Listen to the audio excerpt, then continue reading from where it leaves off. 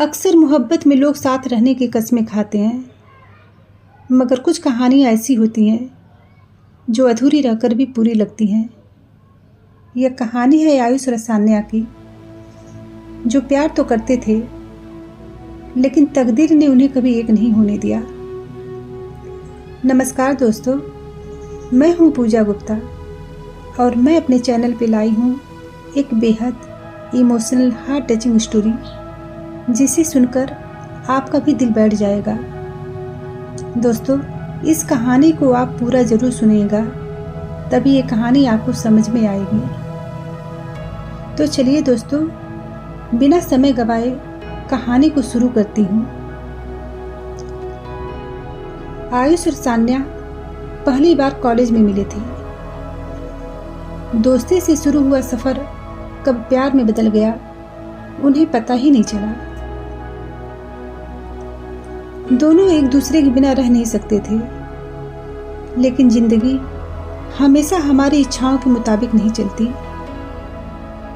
सान्या का परिवार बहुत सख्त था। उसके माता पिता को आयुष बिल्कुल पसंद नहीं था और वे चाहते थे कि उनकी बेटी सिर्फ अपने स्टेटस और परिवार के फैसले को माने।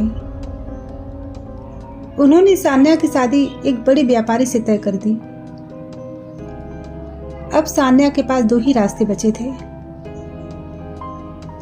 या तो अपने परिवार की बात माने और आयुष को हमेशा के लिए भूल जाए, या फिर सब कुछ छोड़कर उसके साथ भाग जाए।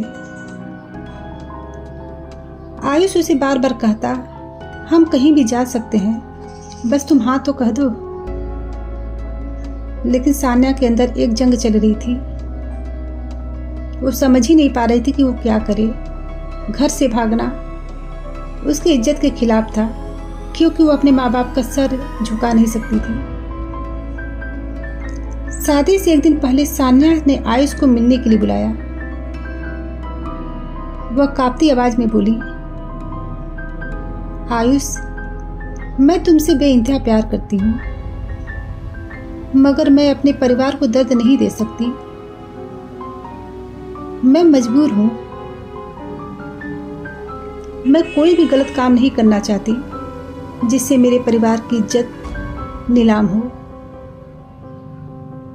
आयुष की आंखें भर आई, लेकिन उसने सान्या का हाथ पकड़कर बस इतना कहा, अगर तुम्हारी खुशी इसमें है तो मैं तुम्हें रोकूंगा नहीं। सान्या की आंखों से आंसू गिर पड़े।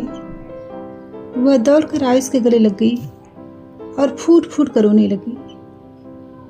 फिर वह बिना मुड़े वहां से चली गई। उस रात आयुष ने एक खत लिखा, सान्या, मैं जानता हूं कि हमारी मोहब्बत को नाम नहीं मिलेगा, लेकिन याद रखना, कुछ मोहब्बतें अधूरी रहकर भी अमर हो जाती हैं। तुम्हारी खुशी में ही मेरी खुशी है। अगले दिन सान्या की शादी हो गई। उसने विदाई के समय बहुत कोशिश की कि वह आयुष के लिखे हुए खत को पढ़े, लेकिन हालात ने उसे इसकी इजाजत नहीं दी।